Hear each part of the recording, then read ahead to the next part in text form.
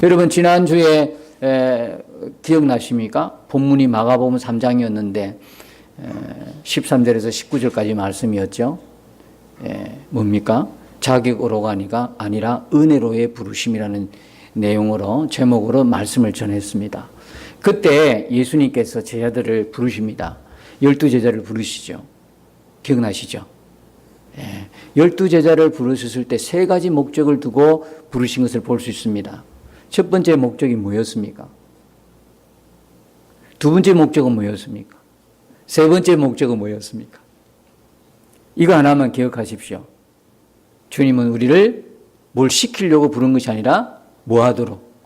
주님과 함께 있게 하시려고 부르신 거예요. 꼭 그걸 기억하십시오. 우리가 교회에서 뭘 이루는 것, 성취하는 것, 뭐 일을 하는 것보다 중요한 것은 하나님 말씀 앞에 순종하는 겁니다. 하나님이 그걸 제일 기뻐하셔요. 생각해 보세요. 시키는 자가 계신다면 시키는 자의 말을 듣고 일을 해야 되겠습니까? 근데 우리는 시키는 자의 말보다도 일하기에 바쁩니다. 그러니까 시키는 자가 뭘 시키는지 그대로 시키는 대로 순종하는 것이 어떤 일을 위대하게 성취하는 것보다 가장 가장 우선되어야 될 일인 걸 우리는 늘 기억해야 되는 거예요. 그래서 교회 안에서 주님이 참 안타깝게 생각하는 건 뭡니까? 순종 없는 열심이에요. 그냥 자기 열심을 내는 주님, 제가 이번에 직분을 맡겨주셨사오니까 직분을 맡겨주셨으니까 열심히 하겠습니다. 그러면 주님이 뭘 한다고 그래요? 천사들 보고 그러잖아요. 봐라 또 열심히 한단다. 어떻게 하면 좋으냐? 이렇게 이야기한다고. 그런 내용의 설교를 하는 목사님 있지 않습니까? 그러니까 천사 보고 그런데 사실 그런 것 같아요. 봐라 또 열심히 한단다. 어떻게 하냐? 열심히. 제봐라 열심히 한단다. 우리가 열심이 없어서 오늘 우리 한국교회가 이렇게 사회에서 힘든 과정을 지나가고 있습니까? 우리가 교회에 힘이 없어서 그렇습니까? 우리가 노력하지 않아서 그렇습니까? 아닌 거예요. 왜 이렇게 되었느냐 하면 하나님 말씀 앞에 온전한 순종함으로 하나님 앞에 나아가지 못함이 오히려 열심보다도 앞서야 할 하나님과 함께 하심, 하나님과 함께하는 이 부분들이 너무나 약하니까 그렇게 된 것 아니겠습니까? 열심보다도 뭡니까? 하나님 앞에 머무는 것. 우리 성도들은 이 부분에 대해서 명확하게 고백이 있어야 합니다. 열심보다도 시키지도 않는 거 열심히 해봤자 나중에 다 뜯어내야 돼. 그렇잖아요. 교회 일도 정말 시키지도 않았는데 막 해놓으면 다시 뜯어내야 돼. 그러니까 하나님 말씀이 뭐라고 이야기했느냐, 뭐라고 하느냐, 이 부분에 대해서 순종하면서 작은 일이라도 늦게라도 빠르게 그렇게 중요한 게 속도가 중요한 것이 아니라 뭐가 중요하다? 방향이 중요한 거예요. 하나님이 가라고 하는 그 방향. 이걸 한결같은 하나의 마음으로 달려가는 이게 중요한 것이지 열심히 많은 일을 감당해내는 것은 그렇게. 그래서 예수님이 부르실 때 첫 번째는 뭐냐? 첫 번째는 예수님과 함께 있게 하시려고 우리를 부르신 거예요. 여러분 이거 꼭 명심하십시오. 하나님이 우리를 불렀어요. 그 대목에서 베드로 이야기도 나오고 그 다음에 요한, 야고보, 제자 12제자 이름 나오죠. 근데 12제자만 그렇게 부르셨습니까? 그 이름은 곧 나의 이름이에요. 우리는 다 제자로 부름을 입었잖아요. 그죠? 우리는 다 사도가 아니지만 제자로는 다 부름을 받았잖아요. 그죠? 예수님을 따르는 사람 제자로 부름을 받았는데 그렇다면 그 12제자의 이름만 있는 것이 아니라 하나님은 정확하게 오늘 내 이름 석자를 기억하고 계시는 분이거든요. 그래서 그 12제자로 우리를 부르셨다면 우리가 첫 번째 해야 할 일은 뭐냐면 주님이 부르신 목적대로 살아가는 것. 첫 번째는 주님과 함께 있는 것이죠. 우리가 주님을 늘 바라보고 동행하는 거예요. 이건 아주 그냥 첫 번째입니다. 여러분, 임직자 훈련의 첫 번째는 뭐냐면 예수님과 동행입니다. 여러분들이 그 부분들이 잘 돼 있으면 뭘 더 훈련하겠습니까? 그 부분을 훈련하고자 하는 거예요. 그래서 다시 이제 첫 번째는 뭐냐? 여러분들이 주님과 동행하면서 동행의 기록을 남기는 일이죠. 그게 가장 큰 첫 번째 우리가 다시 회복해야 할 훈련인 것입니다. 요즘은 이렇게 우리 밴드에 보면 이제 아멘도 안 해주더라고. 네, 아멘도 안 하고 그냥 그래서 슬쩍 보고 나가요. 다시 회복할 수 있는 은혜를 주님이 우리에게 주실 줄 믿습니다. 두 번째는 주님 뭐라고 해요? 전도도 하며 했잖아요. 전도도 하며. 세 번째는요, 귀신을 쫓는 권능을 주며 그렇게 했잖아요. 여러분, 오늘 그 부분들이 바로 이 부분입니다. 전도는 뭐냐? 전도는 우리가 전도지 나눠주면서 예수 믿으세요. 물론 그것도 전도가 될 수 있어요. 도를 전하는 것이니까. 그런데 예수님이 우리에게 이야기해 주신 그 전도는 뭐냐면 제자들을 파송시키면서 전도의 개념은 뭐냐면 귀신을 쫓는 것입니다. 왜 귀신을 내쫓아야 됩니까? 왜 귀신을 내쫓아야 되죠? 귀신을 내쫓는 것은 바로 이 전도라는 개념이 뭐냐면 마태복음 12장 28절에 보니까 예수님께서 성령을 힘입어 귀신을 내쫓으면 그 안에 뭐가 임했다는 증거입니까? 하나님의 나라가 임했다는 증거거든요. 전도는 뭐냐면 한 사람을 누가 지금 통치하느냐, 통치권을 뺏고 빼앗기는 전쟁입니다. 여러분은 누가 왕이십니까? 여러분 누구의 통치를 받고 계십니까? 그리스도인은 뭐라고 그럽니까? 그리스도인, 엥크리스토스, 그리스도 안에 속한 사람, 그리스도가 주인인 사람, 그리스도가 왕인 사람을 뭐라고 이야기합니까? 그리스도인이라고 합니다. 그리스도에 속해 있는 사람이죠. 우리가 흔히 사도 바울의 서신서에서 자주 나오는 등장하는 말이 그리스도 안에서란 말이지 않습니까? 그죠? 그리스도 밖에 아니라 그리스도 밖에 있다면 외인입니다. 이방인이고 안 믿는 사람들을 이야기하는 거죠. 그리스도 안에 있는 사람은 그리스도인이죠. 그리스도를 믿는 사람, 그리스도가 주인인 사람, 그리스도가 왕인 사람, 그리스도가 마음에 오신 사람, 성령님을 통해서 그리스도가 오신 사람. 여러분들이 감기를 걸려도요, 대번에 알 수 있지 않습니까? 그죠? 여러분 몸이 조금 피곤하고 여러분 밸런스가 깨어지면 몸의 균형이 깨어지고 좀 이렇게 조화롭지 못하고 몸에 피곤이 오면 당장 여러분이 뭐합니까? 느껴지지 않습니까? 음식 하나를 잘못 먹어도 몸에서 반응이 있습니까? 없습니까? 주님이 우리 안에 오셨는데 왜 우리가 모릅니까? 이거 너무 아이러니하지 않습니까? 사랑하는 여러분, 주님이 여러분 안에 계신 것을 믿습니까? 이 말 자체가 참 어폐가 있어요. 왜 어폐가 있습니까? 여러분, 우리 부모님이 집에 계신다 그러면 집에 계신 것을 믿습니다 이렇게 이야기합니까? 우리 부모님은 집에 계십니다 이렇게 이야기해 정답이지 않습니까? 그러니까 질문 자체도 대답 자체도 지금 어폐가 있는 게, 여러분 우리 안에 예수님 있는 걸 믿습니까? 예, 아멘, 믿습니다. 질문 자체가 잘못이죠. 여러분 안에 예수님 계십니까? 그러면 정확한 대답은 예, 아니요. 믿습니다가 아니죠. 부모님이 집에 계신 줄로 믿습니다. 이 말이 안 맞듯이 예수님 우리 안에 계십니다. 계시면 계신다. 안 계시면 안 계신다. 주님이 여러분 안에 계시죠? 그렇죠. 계신 거예요. 어떻게 알 수 있습니까? 우리의 느낌, 우리의 감정으로 하는 것이 아니라 진리의 말씀이 우리에게 오늘 그렇게 말씀하시니까 우리 안에 뭐가 계신다? 주님이 계신 거예요. 그걸 아멘인 거예요. 아멘. 주님이 계시잖아요. 근데 주님이 계신데 왜 우리는 전혀 느끼지 못하죠? 알 수가 없죠. 손에 가시가 있어도 대번에 알잖아요. 가시 안 빼고는 견딜 수 없잖아. 너무나 작은 것 하나도. 근데 너무나 크고 위대하시고 우리로서는 도무지 담을 수 없는 그분이, 온 우주 만물의 창조자신 그분이, 모든 것의 시작이 되신 그분이 우리 안에 지금 계셔요. 오셨다 이 말이에요. 근데 우리 왜 못 느껴요? 전혀 어떤 감각이 없어요. 왜 그래요? 그것은요, 우리가 그분을 인정하지 않는 거예요. 누구로요? 우리의 왕으로, 주인으로 오셨는데도 계속해서 내가 주인 노릇을 하고 있잖아요. 그분이 더 이상 역사를 못하는 거예요. 그분이 역사를 안 하는 게 아니고 역사를 못 하시는 거예요. 주님이 내 안에 계신다면 왜 역사를 안 하시지? 아니요. 그분은 역사를 못 해요. 왜? 주인이 되지 못하니까. 그분이 왕이 되지 못하니까 더 이상 우리 안에 역사를 못 하시는 거예요. 누가 안타까울까요? 나도 안타깝지만 주님이 더 안타까우신 거예요. 아무 할 일을 못 하시는 거예요. 그냥 계시는 거예요.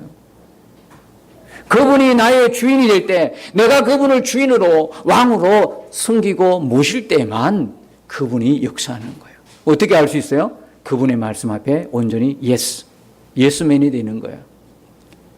그러니까 우리 하나님 말씀이 작은 것에서부터 점점점 커지면서 큰 거든 작은 거든 어떤 말씀 앞에 어떤 말씀이든 예스, 아멘 하고 순종할 때 주님은 더 말씀하고 싶은 거죠. 그런데 어떤 거에 말씀을 들었는데 말씀을 했는데도 조그만 것 하나에도 순종이 안 되는 거예요. 아, 주님 너무 거북스러워요. 부담스러워요. 주님 말씀은 제껴놓고 말씀은 그렇고 나는 나대로. 이렇게 되면 주님은 더 하고 싶을까요? 여러분, 어떤 사람에게 뭘 이야기했는데 그 말대로 듣지를 않고 무시해요. 여러분 마음은 어때요? 무겁죠. 기분은 어때요? 좋아요? 좋지 않죠. 하나님이 우리가 느끼는 것처럼 동시에 우리가 느끼는 똑같이 기분 나빠하고 마음이 영 그렇다면 우리 살아남지도 않았을 거예요. 근데 하나님은 우리와 달리 오래 참으시죠. 오래 참고 또 참으시죠. 그러면서 돌아오기를 기다리시는 거예요. 하나님이 기분 나쁘셔가지고 만일에 어떤 조치를 취했다면 살아남아 있을 사람이 누가 있겠어요? 그런데 하나님은 더 이상 말씀을 안 하시는 것처럼 보이는 거예요. 말씀하기가 참 하나님도 힘드신 거예요. 왜? 안 들으니까. 우리가 나중에 심판받을 때 뭐로 심판받죠? 우리가 찬양 가사 260 몇 장에 찬양했죠. 3절에 보니까 우리가 행한 모든 행실대로. 여러분 그거 기억하셔야 됩니다. 하나님이 우리를 심판하는 거는요, 내가 교회 다녔다, 내가 뭘 직분을 받았다, 내가 믿었다 하는 그런 말로 하나님 심판하는 거 아니에요. 우리의 행함으로, 행실로 심판받아요. 우리가 어떻게 살았느냐 이거죠. 말씀대로 순종하며 살았느냐, 말씀대로 순종하지 않고 살았느냐, 그것이 우리의 심판의 기준이 된다는 말씀인 거예요. 믿음으로 구원 말씀이 맞아요. 맞는데요, 당신이 믿었으면 그 믿음의 증거가 무엇입니까? 우리가 하나님 말씀을 그대로 믿는 대로 살아내는 것만이 우리의 믿음이라고 그랬잖아요. 말씀 앞에 순종하는 것이 나의 믿음의 진위 여부를 결정하는 거잖아요. 아, 믿습니다 그래 놓고 말씀하고는 전혀 다르게 산다면 어떻게 우리 스스로도 생각할 때 그게 믿음이겠습니까? 여러분, 우리 믿음이 굉장한 거죠. 근데요, 단 한순간에 무너집니다. 우리가 믿는다는 게 참 어떻게 생각하면 별거 아닌 것 같아요. 여러분 여기 보면 다 믿음이 좋은 거 같죠? 근데 여러분 당장 내가 지금 심각하게 고민하는 문제 하나 해결이 안 되면 어떻게 됩니까? 마치 하나님은 안 계신 것처럼 우리가 그렇게 행동하는 모습을 우리 스스로도 보는 거는 어렵지 않지 않습니까? 여러분 돈 떨어졌어요. 아, 세상에 모든 염려 걱정 십자가는 혼자 지고 가는 것처럼 그렇게 근심 속에 있어요. 사업에 뭐가 잘 안 돌아가고 있어. 가정에 어떤 문제가 생겨. 자녀에게 어떤 아주 좋지 않은 문제가 생겼어요. 그날로 마치 소망 없는 사람처럼, 예수님도 없는 것처럼, 하나님 나라도 전혀 없는 것처럼, 그런 우리의 얼굴들을 대할 때 우리 마음이 참 착잡하죠. 이게 도대체 지금까지 믿었던 게 뭐냐? 그러니까 이제는 여러분 믿음의 정체를 분명히 하셔야 돼요. 입술로만 믿습니다 한다고 해서 믿는 게 아니라는 거예요. 믿는다면 그 믿음 그대로 말씀 그대로를 살아내는 것만 내 믿음이다라는 거죠. 그게 분명해야 되는 거예요. 그래서 예수님께서 이렇게 이제 한 사람을 구원할 때, 전도에서 구원할 때 그 사람을 누가 통치하느냐? 통치권의 문제예요. 하나님의 통치를 받으면 그는 하나님의 사람이에요. 그러나 이 세상에 임금된 공중권세 잡은 자의 통치를 받으면 그 사람은 누구예요? 세상 사람이에요. 하나님과 관계없는 사람이 되는 거예요. 누가 통치하느냐? 그래서 전도는 뭐냐면 그 사람의 주인을 바꾸는 거예요. 그래서 예수님이 저희들을 전도 보낼 때 무슨 권능을 주어 보냅니까? 귀신을 쫓는 권능을 줘서 보낸다고요. 그러니까 예수님 시대는요, 예수님 누군가를 이야기해 주기 위해서 귀신 들린 자를 만나죠. 만나면 귀신이 벌벌벌 떱니다. 그리고 예수님은 그에게 귀신이 나가라고 그렇게 내쫓고 그에게 하나님 나라를 이렇게 임하도록 하시죠. 초대교회를 가만히 보면요, 초대교회는 어땠을까요? 이제 예수님이 성천하시고 성령을 주어서 이제 제자들이 세상 가운데가 복음을 전가하지 않습니까? 초대교회는요, 어떻게냐면 두 가지가 병행이 됩니다. 어떻게 병행이 될까요? 하나는요, 복음을 전하면서 귀신이 떠나가는 걸 볼 수 있습니다. 하나는 또 사도 바울이 점치는 여종을 귀신 내쫓듯이 나사렛 예수 그리스도의 이름으로 명령해서 쫓는 거 있습니다. 오늘날 그런 모습을 많이 볼 수 있죠, 우리죠? 귀신 들린 사람들이 예수 그리스도 이름으로 명령하노니 떠나갈지어다 그러면서 막 그러잖아요. 몇 시간씩 하는데 떠나간 것처럼 보이다가 다시 살아나고 얼마나 부활을 잘하는지 몰라요. 막 기진맥진하게 만들죠. 저는 뭐 그런 경험이 있습니다. 귀신 쫓는 경험이 실제적으로 있기 때문에 그걸 좀 이렇게 경험을 해봤기 때문에 알죠. 예수 이름으로. 그래서 이 초대교회 때는 두 가지가 병행이 됐어요. 뭐냐, 첫 번째는 복음을 전하면서 스데반이 사도행전 7장에 보면 복음을 전하는데 막 듣기 싫어하죠. 그러면서 돌들을 들어서 죽이죠. 듣기 싫은 거예요. 그 안에 귀신이 역사하니까 복음을 들으면 듣기 싫은 거예요. 여러분 아까 뭐라 그랬습니까? 전도는요, 주인을 바꾸는 일이라고 그랬어요. 그죠? 자, 개념을 분명히 하십시오. 전도는 주인을 바꾸는, 그 사람의 주인이 지금까지 세상이었고 공중권세 잡은 자였는데 뭐를 전함으로? 복음을 전함으로 복음을 듣고 그가 회개하고 믿어서 완전히 주인이 교체되는 게 전도라는 겁니다. 그 전도하는 사람이 도를 모르면 안 돼. 복음을 모르면 그냥 전도지 주고 교회로 한번 와봐라, 냉정하게 하면 전도가 아니죠. 뭐 그래라도 해서 이렇게 교회라도 데리고 오면 또 안 데리고 오는 것보다 낫죠. 이렇게 모시고 오면 설교를 듣고 또 양육을 받고 이렇게 해서 또 말씀을 듣고 나중에 결국은 주인이 바뀌고 전도가 되는 이런 현상이 나타나죠. 그래서 스데반이 말씀을 복음을 전할 때 막 듣기 싫으면서 돌을 들어서 죽이는. 그리고 이제 사도행전 또 9장에 가면 또 그런 현상이 나타나죠. 계속해서 말씀을 복음을 전합니다. 복음을 전할 때에 그들이 회개하고 돌아오는 역사가 나타나요. 사도행전 16장에 바울이 조금 전에 이야기한 것처럼 점치는 귀신 들린 그 여종에게는 사도 바울이 또 예수 이름으로 또 축사하면서 그렇게 능력의 사역을 하는 걸 감당하는 걸 볼 수 있습니다.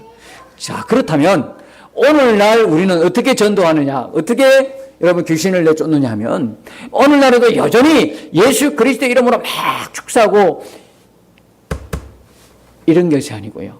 오늘날 어떻게 복음을 전함으로 그에게 완전히 이제 초대교회 때 신약이 완성이 됐지 않습니까?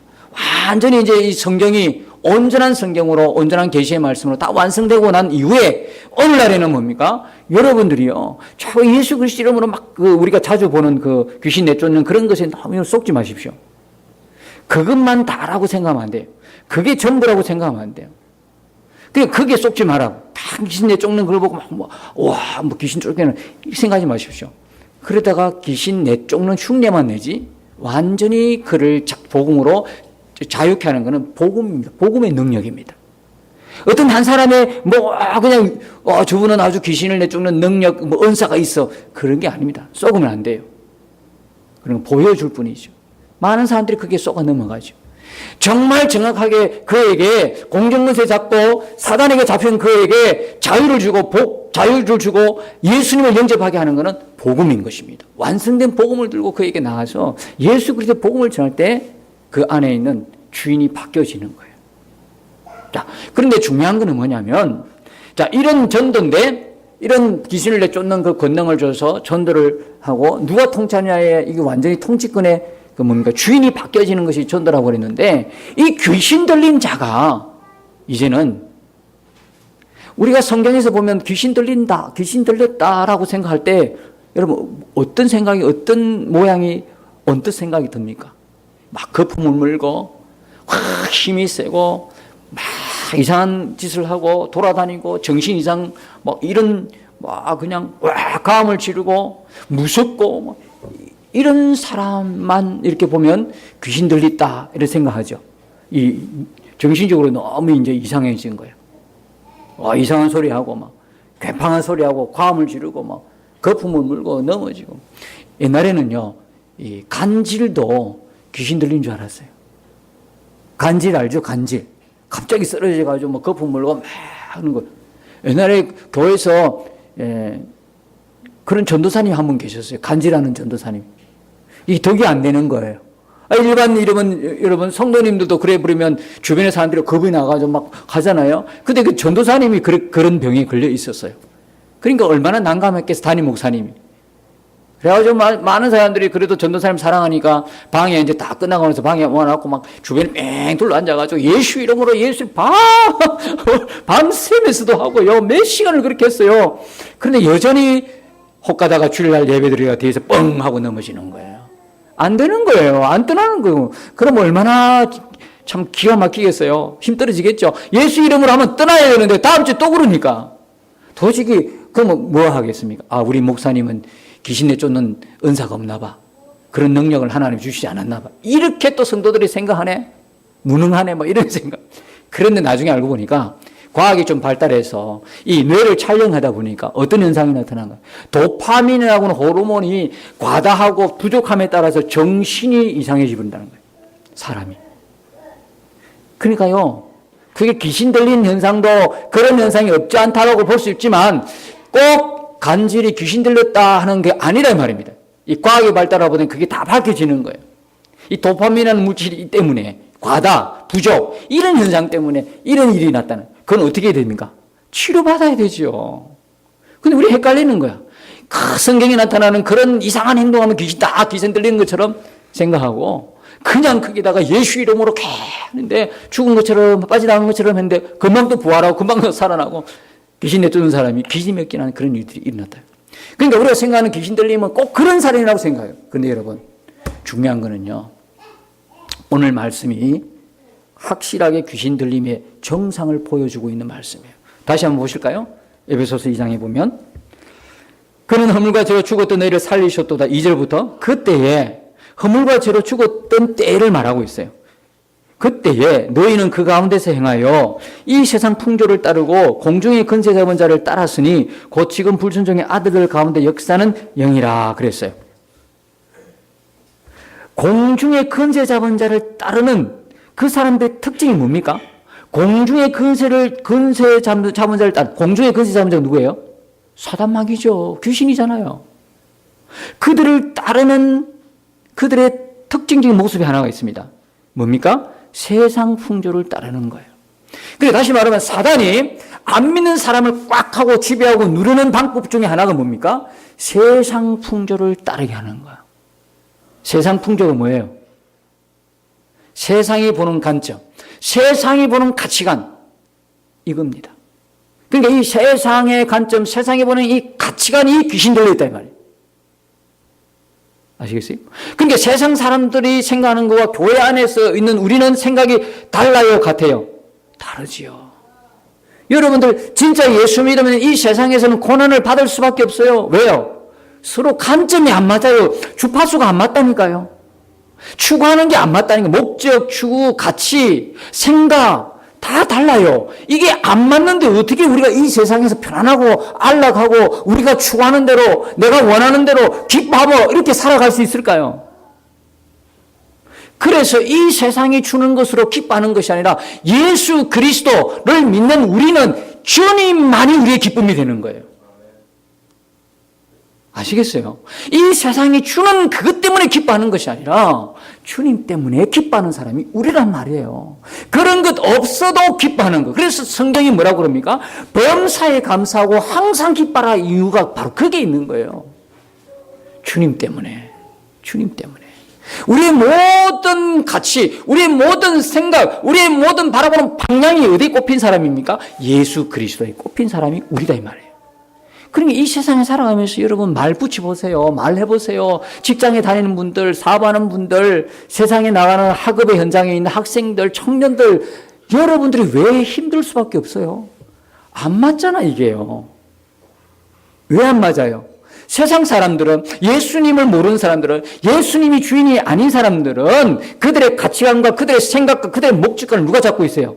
공중 권세 잡은 자가 꽉 잡고 있어요. 그러면서 그들을 지배하는 방법이 뭐예요? 세상 풍속을 따르도록 한 거예요. 근데 너무 안타까운 게 하나 있어요. 뭐가 안타까울까요? 이 세상에 있어야 할 이 세상 풍습이 지금 어디로 들어왔어요? 교회 안으로 언제부턴가 자연스럽게 들어온 거예요. 자연스럽게 들어왔어요. 목회자를요, 교회에서 청빙할 때도 첫 번째 보는 조건이 뭐예요? 학력. 유학파냐, 국내파냐, 또 그걸 따지죠. 박사냐, 학위가 있냐, 없냐, 따져요. 어떤 때는요, 또 이렇게 조건을 겁니다. 조건이 뭐냐면, 4년째 일반 대학을 나온 후, 왜? 4년째 일반 대학을 나온 후, 신학대학원을 졸업한 후, 학위를 가진 분, 복잡해서 모르겠어, 더 이상. 그리고 또, 3호의 조건이 또 있어. 3호의 성장 배경, 3호의 학력, 그 다음 또, 나중에 책임만 지려고, 예, 청빙하는 조건이 건강에 이상 없음, 뭐, 너무 까다로운 거예요. 두 번째, 또 청빙 조건이 뭡니까? 뭘 잘하느냐, 능력이 뭐냐. 정말 이분이 하나님의 말씀대로 설교를 하는지, 하나님의 말씀을 기본적으로 바르게 가르쳐 줄 수 있는지, 그 문제는 싹 없어요. 거기에다가 하나님의 말씀을 복음적으로 바르게 가르치는 분이란 게 제가 지금까지 본 것 중에 하나도 없어요, 그게. 첫 번째 학력, 경력, 능력. 이런 것들로 사람을 선정을 한다면 세상의 회사가 직원을 뽑을 때 하고 뭐가 다르겠냐. 그렇잖아요? 그러니까 이제 그런 식으로 하니까 이제 목회자 되는 사람들도 그게 집중하는 거예요. 뭘 따려고? 라이센스 따야지요. 학력 따야지요. 그러니까 뭐가 나와요? 가짜 학위가 나오기 시작하는 거예요. 이 세상의 풍습이, 세상에 생각하는 모든 가치관이 교회 안에 들어왔던 첫 번째 목회자 뽑을 때도 여기서부터 시작하니까 어떻게 되는 거예요, 지금? 교회가 힘들 수밖에 없죠. 힘들 수밖에 없죠. 교인들은요, 여러분은 뭐 다를 것 같습니까? 여러분들이 생각하는 축복의 개념이 뭡니까? 여러분들이 지금 감사하는 감사의 내용이 뭡니까? 세상 사람들도 감사하는 그 내용, 감사도 우리가 필요해요. 하지만 가장 근본적인 감사는 뭡니까? 내가, 나 같은 죄인이 하나님의 그 은혜로 구원받은 감사 아니겠습니까? 죄 사함받은 감사 아니겠습니까? 이 하나님께서 우리에게 더 줄 은혜 없어요. 더 줄 축복 없어요. 이미 우리는 다 받아 누리고 있는 사람들이에요. 여기에 눈을 못 뜨면 자꾸 이 세상이 필요로 하는 것, 내게 없는 것, 그것이 계속 하나님께 요구되는 거고, 하나님께서 그걸 안 줬다고 생각하니까 계속 감사받는 섭섭한 마음, 불평하는 마음이 차고 넘치는 거예요. 우리도 오늘 첫 번째 우리는요, 내게 아무것도 안 주셔도 우리는 감사가 충분한 사람이에요. 이미 하나님이 그걸 충분히 우리에게 주신 거예요.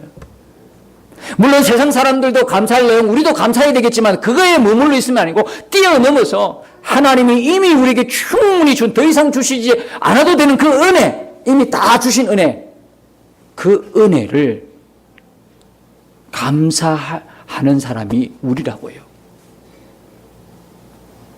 세상 풍속이 교회 안에 들어온 거 많습니다. 그 외에도 엄청 많습니다. 일일이 다 이야기는 할 수 없지만, 제가 지난번에 너무 기절할 뻔했어요. 물론 기절할까지는 없지만 예전에도 조금 들었던, 어떤 분의 설교를 통해 들은 내용이죠. 어떤 내용입니까? 교인들 중에요, 점치러 가는 사람이 많다는 거예요. 뭐 그건 세상 풍족이 들어왔다는 뭐를 좀 다른 차원에서 이야기지만, 우리 사랑하는 교우들이요, 점보러 안 가시죠?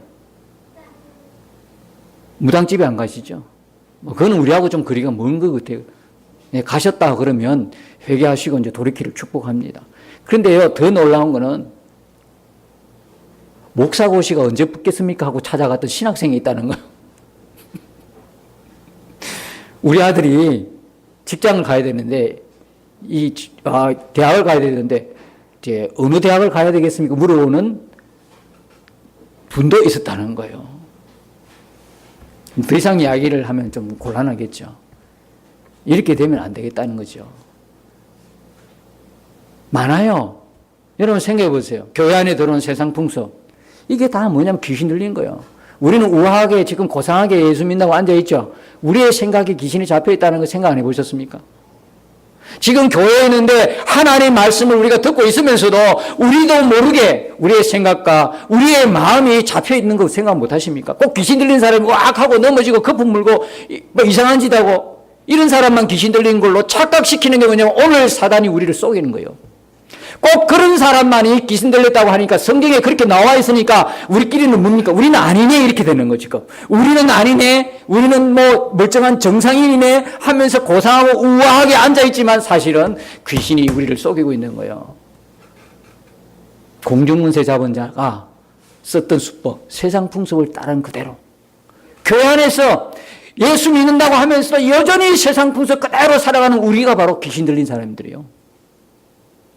인정하기 힘들겠지만. 그 다음에 고린도전서 10장에 보면요, 6절에 보면요, 하나님 앞에 굴복하지 않는 생각들, 그 생각들이 귀신 들리는 거예요.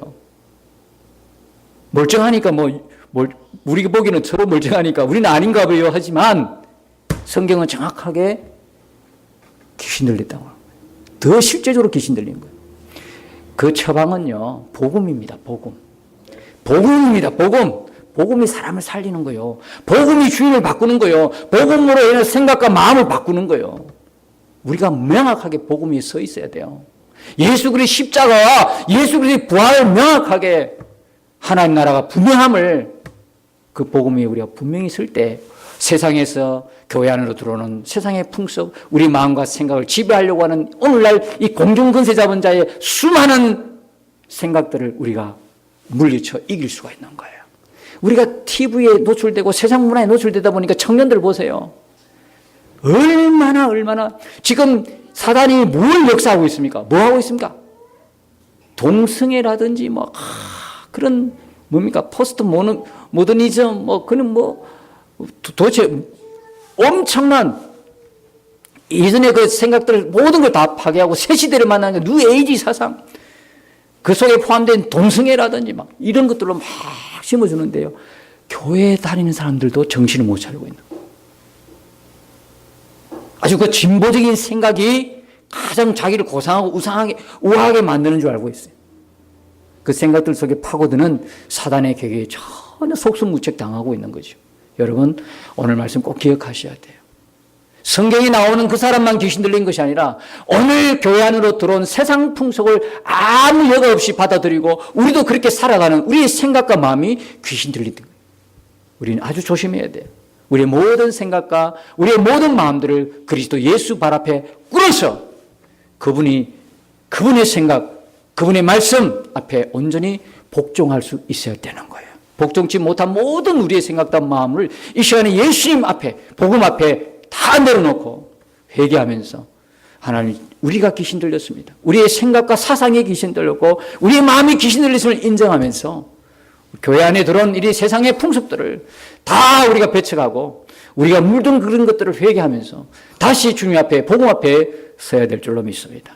우리 교회가 이렇게 새롭게 거듭나는, 우리 모두가 복음 앞에서 새로워지는 그런 역사가 주님의 은혜로 우리의 삶에 일어나기를 예수님 이름으로 축복합니다.